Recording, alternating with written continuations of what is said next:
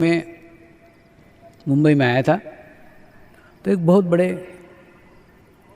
विद्वान थे जिन्होंने ध्यान के ऊपर 30 साल से पुस्तकें लिखी थी। तब छोटे छोटे शिविर होते थे, 10 लोगों के शिविर होते थे, 15 लोगों के शिविर होते थे। वो प्रत्येक शिविर में आते थे और मैं व्यक्तिगत रूप में उनको पहचानने लग गया था। और वो बार बार मुझे शिविर के बाद आकर मिलते हैं, स्वामी जी आज ना आपने आपके प्रवचन में ये कहा, वो ग्रंथ में तो ये लिखा हुआ है, वो पुस्तक में तो ये लिखा हुआ है। ऐसा हर दफ़े तुलनात्मक अध्ययन करते रहते थे।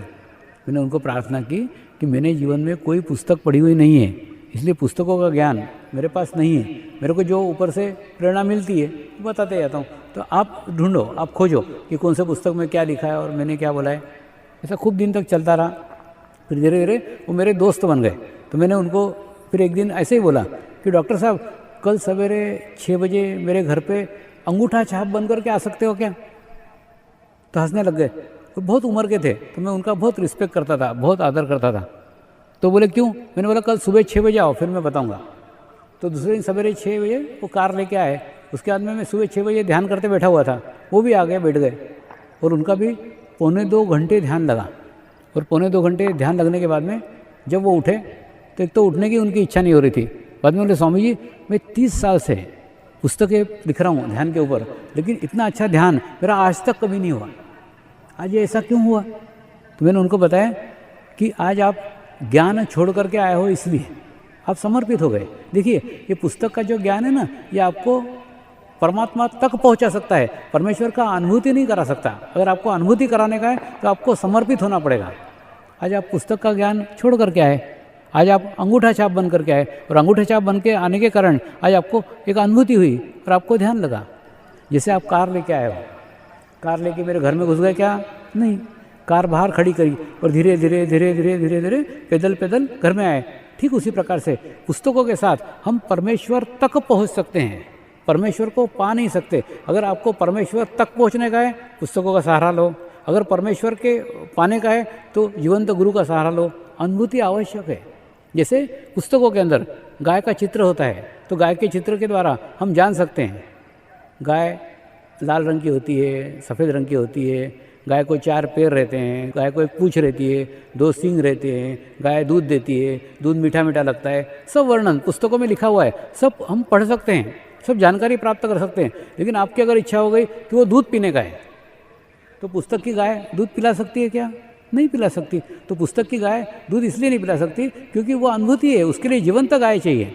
तो ये बात आपके क्यों नहीं समझ में आती कि जब तक आपको जीवंत गुरु आपके जीवन में नहीं आएगा तब तक आपको भी अनुभूति नहीं हो सकती। अनुभूति प्राप्त करने के लिए जीवंत गुरु की आवश्यकता है। जब तक जीवन में जीवंत गुरु नहीं आता तब तक अनुभूति का दूध आपको कभी नहीं प्राप्त हो सकता। असंभव है, मेरे जीवन का अनुभव है, असंभव है। बिना जीवंत गुरु के अनुभूति असंभव है, हो ही नहीं सकती।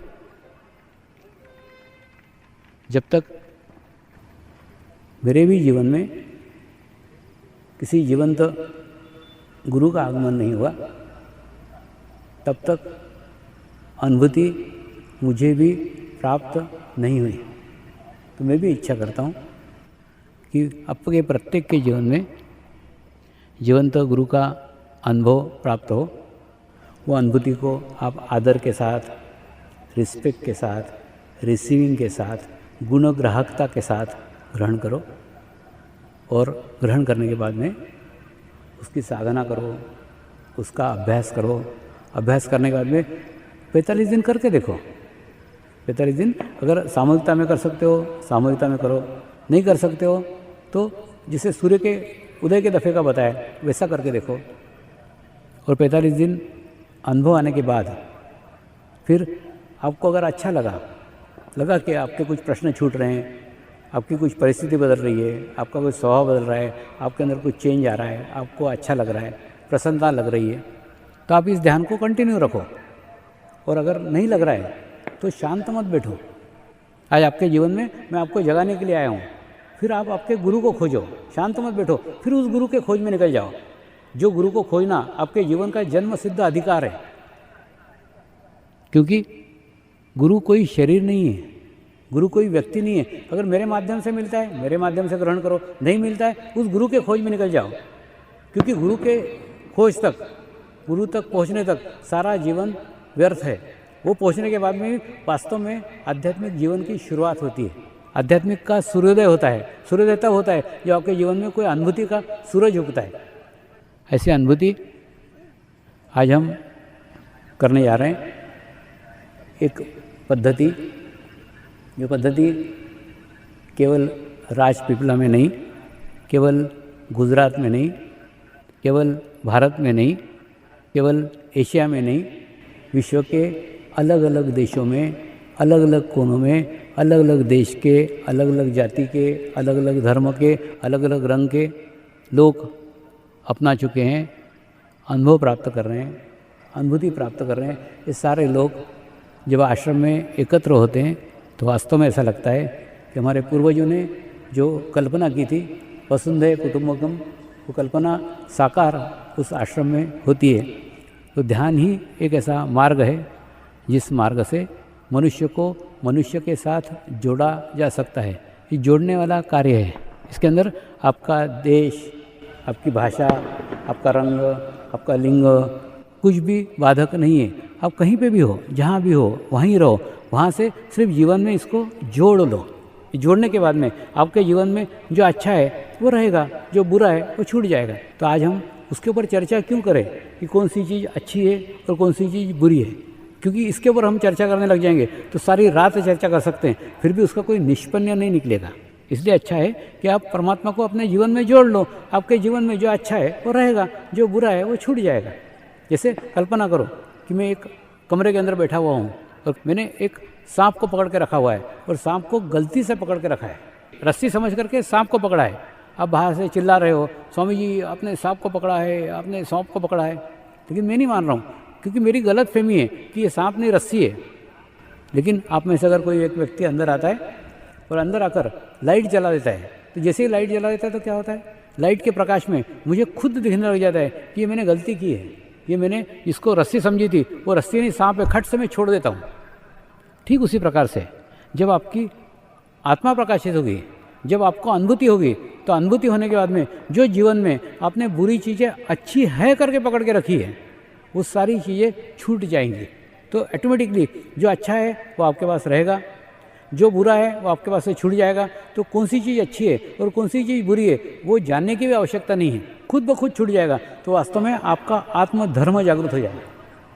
आत्मधर्म यानी क्या? आपके आत्मा का धर्म क्या करना चाहिए और क्या नहीं करना चाहिए वो हो जाएगा।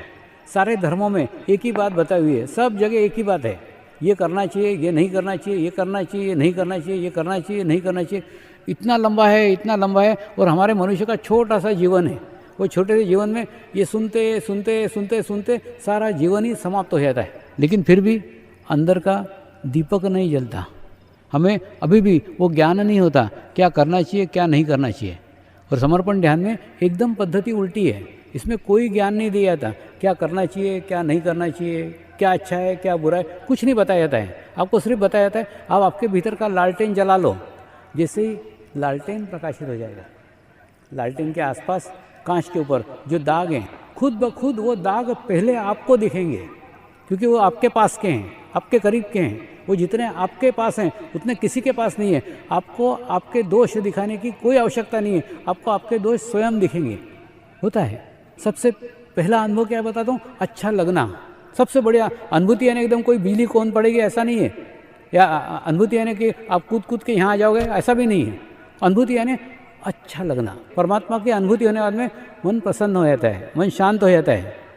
और शांत होने के बाद में आपको महसूस होता है जैसे एक स्वीट डिश बना करके आज मैं आपको खिला रहा हूँ, और खिलाने के बाद में आपके अंदर एक आत्मविश्वास आएगा। जो स्थिति मुझे स्वामी जी के शिविर में मिली है वो स्थिति मुझे मिल सकती है, मुझे वो शांति प्राप्त हो सकती है, वो अनुभूति मुझे हो सकती है। वही अनुभूति मुझे मेरे जीवन में रोज़ प्राप्त करने की है। तो वो बनाने का आप अभ्यास कर सकते हो, प्रैक्टिस कर सकते हो। तो मेरा तो एक इलेक्ट्रिशियंस का रोल है, उतना रोल मैं कर दूंगा। उसके बाद में आगे का कार्य आपका है, आप करो या नहीं करो, मेरा रोल खत्म हो गया, मेरा कर्तव्य समाप्त हो गया। मेरा अधिकार क्षेत्र नहीं है कि आप करें या नहीं करें। तो मुझे भेजा गया है, मैं आया हूँ, आपको बता रहा हूँ, आप करके देखो और उसको अनुभव को देके देखो।